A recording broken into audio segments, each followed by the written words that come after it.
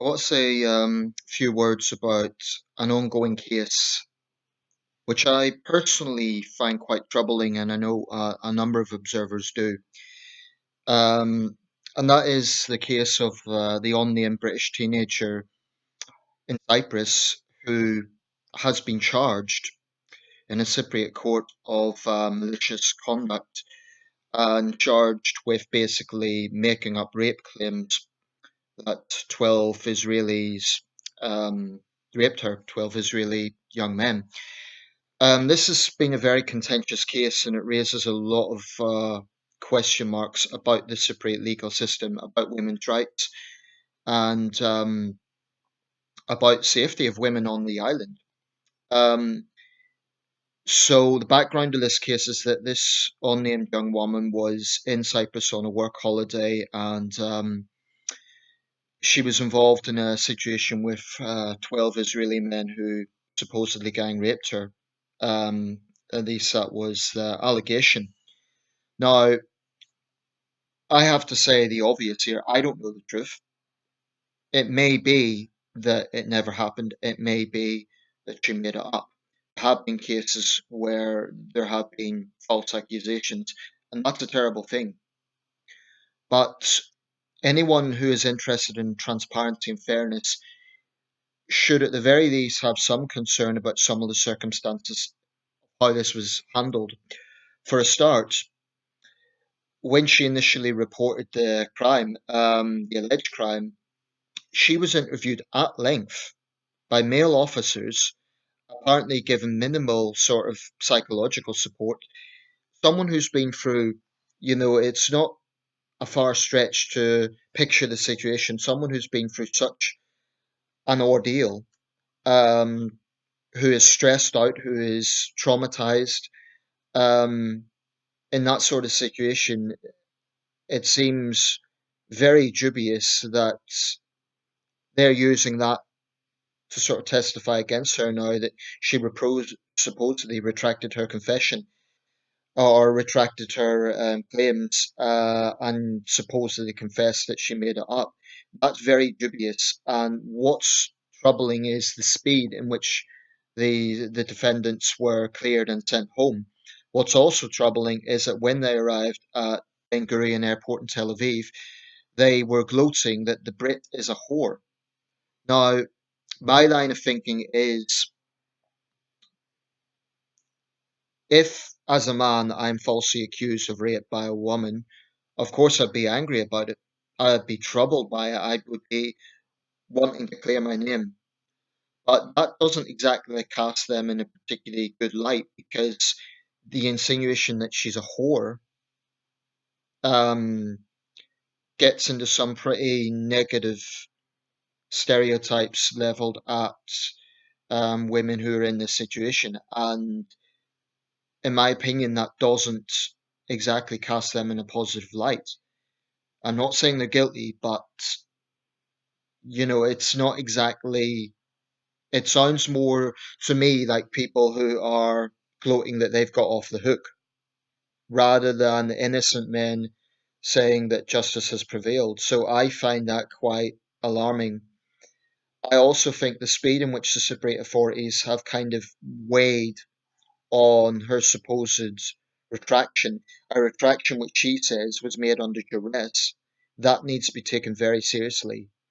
I mean, if convicted, she will face a year in prison and a €1,700 fine, which is horrendous if she really did go through this ordeal. That's that is absolutely disgusting. It's like punishing someone who's already suffered.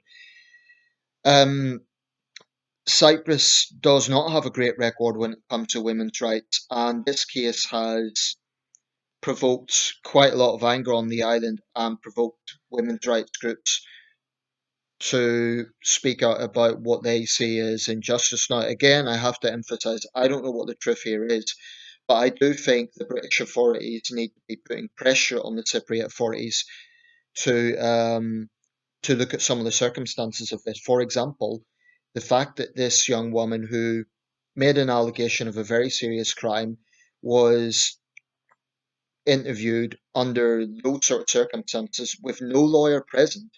It has to be added, no lawyer present. Um, to me, that raises very serious question marks. Her mother is calling for a boycott of Cyprus. Cyprus, of course, relies on tourism. Many Cypriot women have openly supported her because, to me, that is quite poignant. Because if this was a case of just a foreign tourist troublemaking, I don't think Cypriot women themselves would be so quick to defend her and criticize their own legal system. To me, that raises question marks. So I think Dominic Raab and the Foreign Office really need to be putting pressure on Nicosia to explain why she has been treated in such a rough way, because that would appear to be the case, and why it was so, well, why these Israeli guys were cleared so quickly. Now, I'm not saying that her claims are true, and I'm not saying that the Israeli defendants um, aren't indeed innocent. They may well be, but there are definitely aspects of this case that make me very uncomfortable.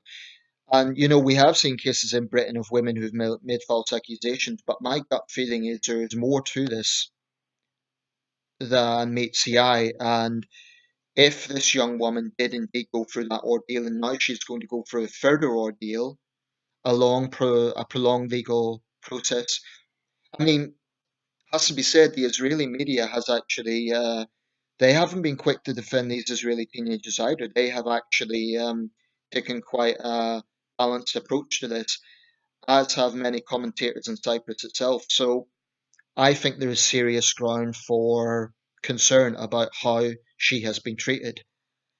And I think as a British citizen, we need to be robustly looking into this, putting pressure on the Cypriot authorities.